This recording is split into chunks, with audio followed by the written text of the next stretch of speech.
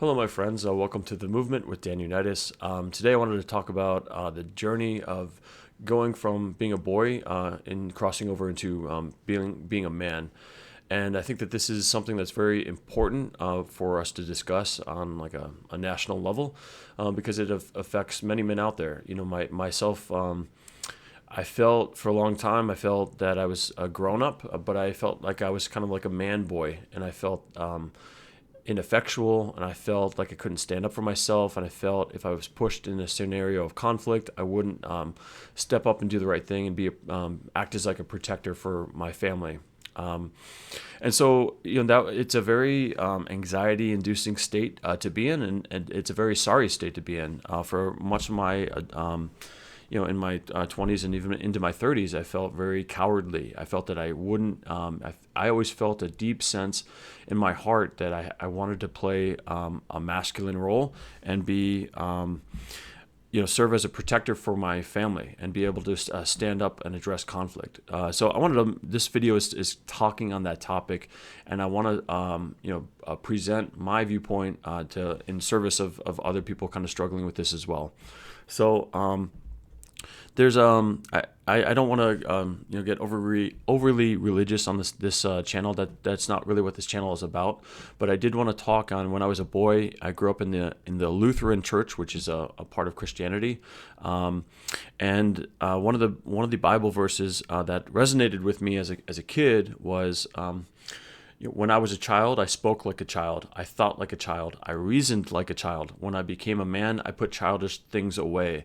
And so I think inherent in that Bible verse, it is laying out that when you're a child, you think in a certain way, you act in a certain way, but when you become a man, it's something altogether different. And so it's almost like a metamorphosis, like a caterpillar, kind of turning into a butterfly. Maybe that's a bit dramatic, but I like the idea of having this concept within our society of this rite of passage of being a boy and then becoming a man. And I wanted to, that's what this video is about.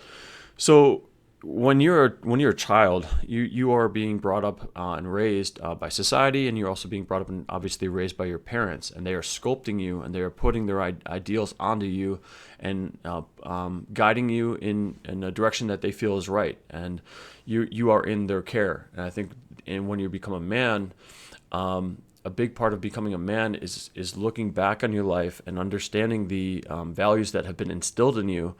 But ultimately coming to become your own person, your own man, and deciding for yourself. I think a big part of masculinity, as I've explored on this channel many times, is the notion of coming up with your own code of conduct for yourself. As you've become an adult, you can look back and of all of the things that you've learned, and all of the mistakes that you've made, and all of the maybe the harm that you've caused, the people that you've unintentionally hurt from not knowing any better, and taking accountability for that and saying, I don't want to hurt people. The type of man that I want to be in this world is somebody that is compassionate towards other people, that's loving towards other people. Ultimately, meditating on this topic at length and over a period of years, and coming up with a notion, a code of conduct, a set of values for yourself to live by, and then striving to meet those values. So for me, I had been watching a show, 90 Day Fiance, with my wife, and there was an episode where a woman was going from America to South Africa to to support her daughter and make sure that her daughter was marrying a decent man. So they interviewed her, and they said, well, why are you coming over with your daughter? And she says, well, I'm coming to support her, and I want to just make sure that this guy that she's going to meant to marry is going to be treating her with love and respect and kindness. And as soon as the words left her lips, that for me was a very a big moment where I realized what the woman was talking about was very succinct and very clear. As a mother, what would a mother want for her child? And she wanted her child to be with a partner that was going to treat her with love and respect and kindness. And so it just kind of, for me, clicked. That might seem obvious to people, but again, I think it's very important to be explicit about what our values are and define them, and be very very clear on them. So I basically took that wholesale and incorporated that mantra into my life to say, my values as a man are going to be, I want to treat people in my life with love and respect and kindness at all times. every single day, I'm going to remind myself of what my values are, and I'm going to attempt to live by those. So, human beings are inherently not perfect. We are always going to be flawed. We're always going to be, prone to get angry or frustrated or upset or lose our patience with people. We're not always going to be these bastions of our ideals. At the same time, if we don't formalize our value set for ourselves, then effectively, we are at the mercy of having good intentions, but falling way short of, there's no metric or yardstick by which you're measuring yourself. So it becomes very easy for someone to not live up to any sort of standard, and therefore they can convince themselves and effectively deceive themselves and say, I'm actually a good man. I've always wanted to be a good man. I've always had that intention. I've always wanted to be a good husband or a good father. And this, I played this game myself. This happened to me. I felt, I'm in a marriage that I'm very thankful for, and it's very healthy at this point in my life. But I previously was in my first marriage, catastrophically failed, and I felt that it was very unfair to me. I felt that I had always had these good intentions of being a good man, a good husband, and a good father. But when I look back on my life, I feel that I objectively, based on my set of values now, again, focusing on love and kindness and respect, I did not exude those. I did not live by those. I wanted people to kind of see that I was a good person and give me that. And that's not how the world works. The world works on actions. This is a there's an old expression, which is the road to hell is paved with good intentions, meaning that you can have all the good intentions in the world, but if you don't have actions to back them up, then it doesn't mean squat. And I think it's very important for men to listen to this message and internalize it and say, yeah, you may want the world to perceive you, or you may have the best intentions in the world, but if you don't have a consistent action and grade yourself against a backstop of defining your values and living by them, you can't complain, and you can't say that you don't have a leg to stand on in that argument.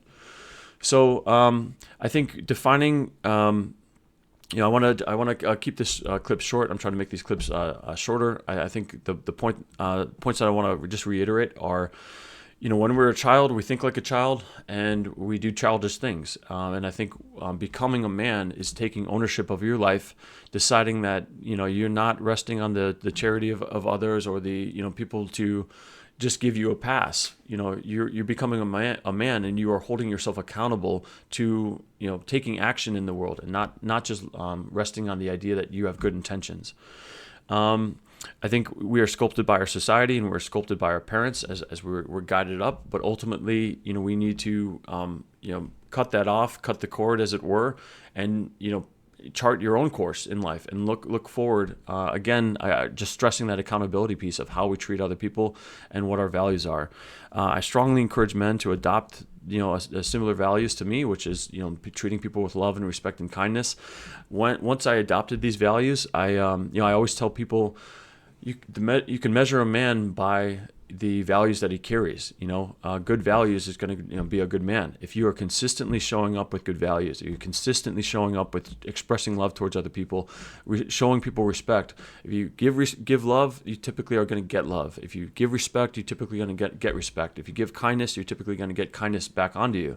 So a lot of people struggle with this notion of just a lot of men out there are insecure within themselves.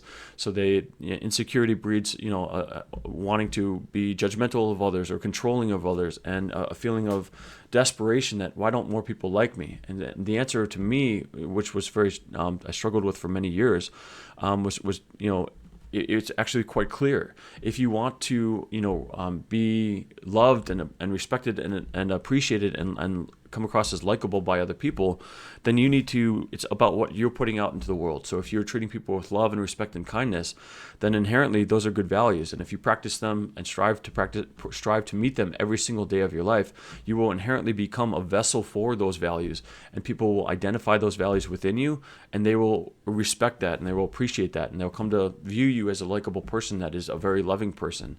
And so that's why it's so important to have a code of conduct for yourself as a man and live by it. Some people might think I think in our society today, there's less things that are considered sacred. The journey of a man is something that we don't talk about in our society, and I think that's to our detriment.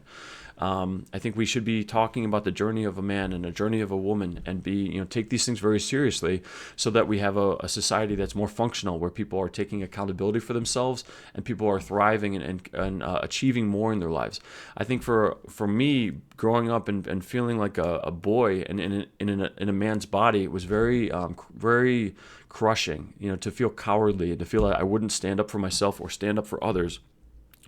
It's a terrible state for a man to feel like that, to not be able to set healthy boundaries with a partner. That's a terrible feeling for men to feel, and it's not going to generate thriving and good relationships. So I'm going to leave it there. I think I've said I've generally said my piece on it. This has been The Movement with Dan Unitas. I really appreciate this time that we've had together. And if you like what I said, please like and subscribe, and I'd love to hear from you in the comments section below. Thank you very much for watching, and I'll see you in the next one. Bye.